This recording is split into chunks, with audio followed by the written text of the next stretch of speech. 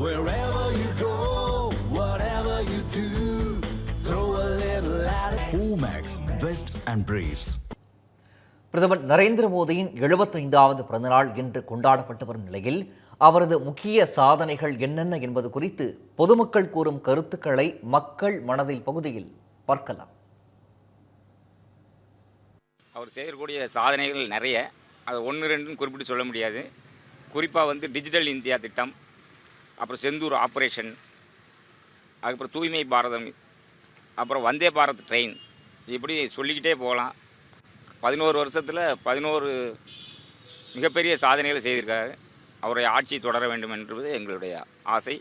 பட்டியல் சமூக மக்களுக்காக வழங்கக்கூடிய நிதி உதவியில் கிட்டத்தட்ட 100 கோடிக்கு மேலே மத்திய அரசு வழங்கப்பட்ட நிதியை இவங்க பயன்படுத்தாமல் திருப்பி அனுப்பியிருக்காங்க தமிழக அரசு. அப்படி தமிழருக்கும் தமிழுக்கும் நல்லது செய்யக்கூடிய ஒரு பாரத பிரதமர் வரலாற்றில் மாண்புமிகு இடம் பிடித்தவர் மாண்புமிகு நரேந்திர மோடி அவர்கள். இப்போ நாட்டோட வளர்ச்சி ரொம்ப அவர் பதவியேற்றதுக்கு அப்புறம் ரொம்ப அதீதமான வளர்ச்சியாக இருக்குது. அது இப்போ அவருக்கு ஒரு பெரிய பாராட்டை தெரிவிச்சுக்கிறோம். हैप्पी बर्थडे नरेंद्र दामोदर दास मोदी जी, आपको बहुत बहुत धन्यवाद. भारत की हर जनसंख्या आपको रेविस कर रहे हैं. जय हिंद, वंदे मातरम, भारत माता की जय. முக்கியமாக தமிழுக்கு ரொம்ப முக்கியத்துவம் கொடுக்குறாப்புல.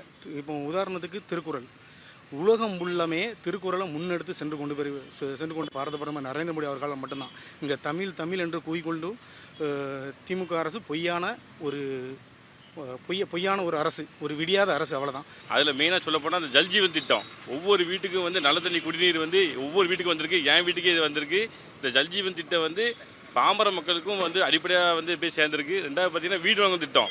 வீடு வழங்கும் திட்டம் பார்த்தீங்கன்னா மொதல் 1,80,000 கொடுத்துட்டாங்க. இப்போ அது 2 லட்சமாக மாற்றிருக்காங்க. எல்லார் வீட்டுக்கும் எல்லாருமே வீடு வேணும், எல்லாருக்குமே வீட்டு வசிக்கணுங்கிற பிரதமரோட நல்ல திட்டத்தை எல்லா பக்கம் நடைமுறைப்படுத்திருக்காங்க.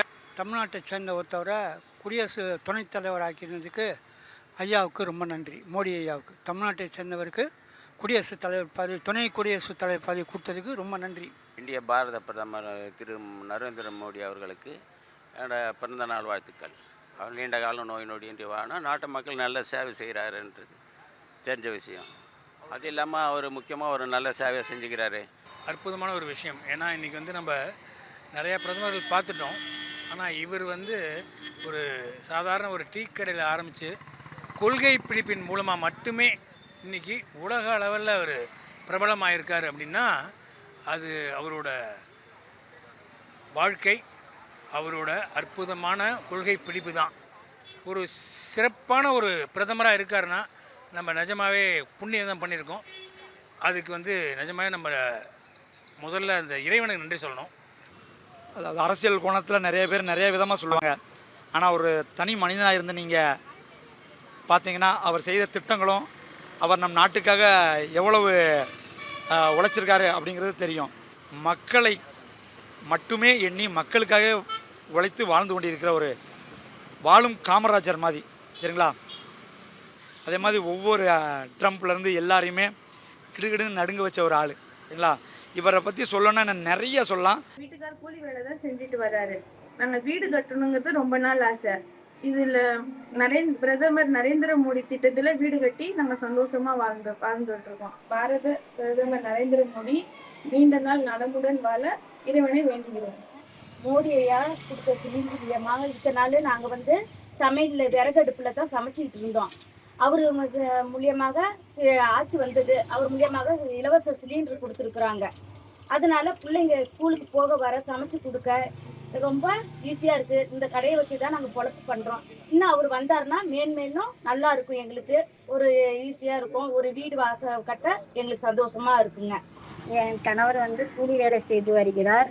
நாங்கள் வீடு கட்டுவோமா என்ற கனவுல இருந்தோம். இப்போ பிரதமர் நரேந்திர மோடியோடைய திட்டத்திலிருந்து நாங்கள் பயன்படுத்தி வீடு கட்டி இப்போ குடும்பத்தோடு நாங்கள் சந்தோஷமாக இருக்கிறோம்.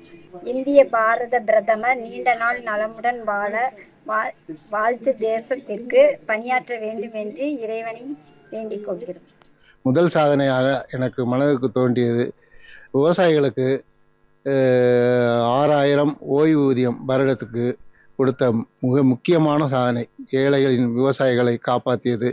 இதுபோல் இராணுவத்தினருக்கும் மிகப்பெரிய ஒரு அதிகாரத்தையும் கொடுத்து பெகல்காம் தாக்குதலில் மிகப்பெரிய சாதனைகளை எல்லாம் நம் நாட்டின் கௌரவத்தை காப்பாற்றிய சாதனை அவருக்கு மட்டுமே, நம்ம பாரத பிரதமர் மோடி அவர்களுக்கு மட்டுமே அது உரியது. இப்போ கிட்டத்தட்ட ஜிஎஸ்டி வந்து நிறையா விகிதங்கள் மாற்றம் வந்துக்கிட்டே தான் இருந்தாலும் இப்போ வந்த மாற்றம்ங்கிறது ஒரு டிசாஸ்டர்.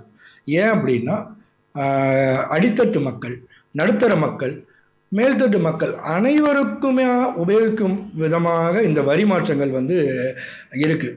இதில் குறிப்பாக சொல்லணும் அப்படின்னா ஆயுள் காப்பீடு, தனிநபர் ஆயுள் காப்பீடுக்கு முன்னாடி 18% ஜிஎஸ்டி வரி இருந்தது.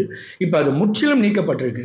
இது நமது மக்களிடையே அந்த ஆயுள் காப்பீடுகளை எடுக்க ஒரு மிகப்பெரிய ஊக்கப்படுத்தக்கூடிய விஷயங்களா இருக்கும்.